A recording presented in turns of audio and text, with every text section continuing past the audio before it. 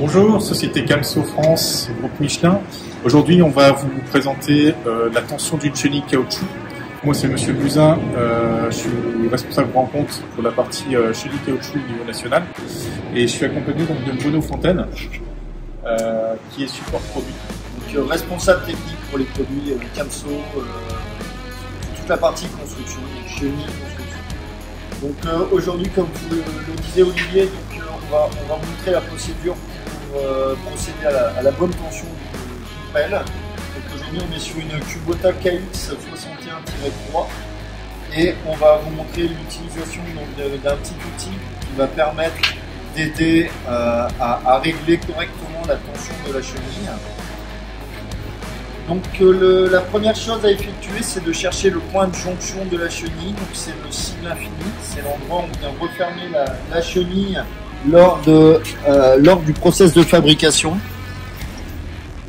Alors ici, en l'occurrence, c'est un petit sigle, comme Bruno le dit, infini. Ça, c'est l'endroit à peu près à 40 cm entre le centre de l'infini où la jonction est faite. C'est là où le poids de la chenille est le plus lourd. Donc ce fameux signe infini, on va aller le mettre au milieu du châssis. Pourquoi? Parce que si on le laisse là, grosso modo, quand on va faire la tension de l'autre côté, on va fausser la tension vu que le poids est le plus lourd. Donc là, Bruno va démarrer la machine. On va faire tourner la chenille pour mettre le signe infini au milieu. On y va. Là,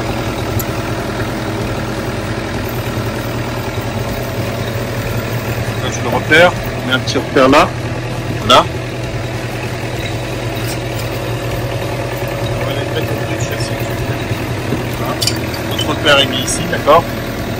Là, on va vite encore un peu. Voilà. Voilà, Bruno, tu peux couper la machine, s'il te plaît. Voilà, parfait. Vous voyez ici, on a mis notre repère au milieu du châssis, en haut. Et là, on s'aperçoit que sur la cale de tension, on a des normes à respecter. Donc ici, c'est une machine qui fait 2,5 tonnes et plus. Donc elle est entre 2,5 tonnes et 5,5 tonnes. Donc on va devoir prendre ici la mesure à ce niveau-là. Vous voyez ici, là c'est un galet externe. Donc ce galet ici, le roller qui est là, grosso modo, on devrait avoir cette distance-là entre les deux. On s'aperçoit ici que la chenille est très tendue. Donc là, en l'occurrence, on va devoir la détendre pour obtenir cette coiffe-là. Donc on va s'amuser à la détendre. Parce que les risques, la tension d'une chenille est très importante. C'est des risques de casse, des risques d'ingérer du matériel, tout comme quand elle est détendue. Donc on va dévisser le graisseur. Et ce que Bruno souligne, c'est effectivement si un caillou se met au milieu ici entre les dents et qui vient sur la rouffole ou sur le barbotin, il va y avoir une surtension qui va se créer à l'intérieur de la chenille, c'est-à-dire qu'il y a des câbles qui vont casser. Et c'est à cause de cette tension de chenille qui est mal faite.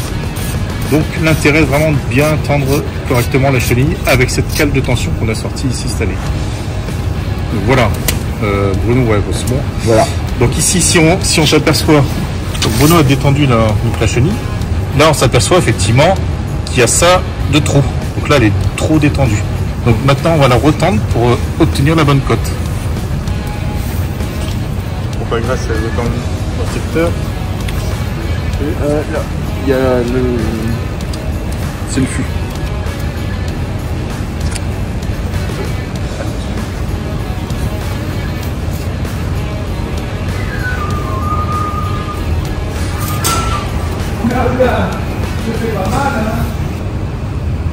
Voilà, donc là on a repositionné le graisseur et on va pouvoir procéder à l'injection de graisse dans le ressort pour réussir à l'aide de la pompe à graisse à être à 25 mm. Donc là on y va. Hop. Donc Bruno, tu me dis stop. C'est bon, vas-y. Tu peux regarder en gros plan, comme ça on verra bien.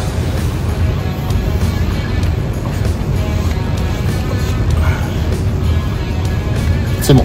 Voilà. Donc là on a bien vu que les 2,5 cm étaient respectés, puisque c'est une pelle qui est supérieure à 2,5 tonnes. Voilà, là c'est la bonne tension à faire. Alors là c'est un guidage extérieur avec des rollers extérieurs. Donc on a pris la cote entre la dent qui est ici, voilà, et le galet. Par contre, lorsque l'on a un guidage qui est intérieur, c'est-à-dire qu'il ne roule uniquement sur les pièces métal, dans ce cas-ci, on vient positionner notre outil ici qui va nous aider à appliquer la tension correcte. Parce que le roller va passer sur d'autres machines, il va passer sur les dents qui sont ici. D'accord? Donc du coup on prendra la tension entre la dent qui est là et le roller. Voilà. En espérant, merci à tous. Voilà. En espérant qu'on a au moins optimisé cette machine là. Maintenant il faut faire tout le reste des autres machines.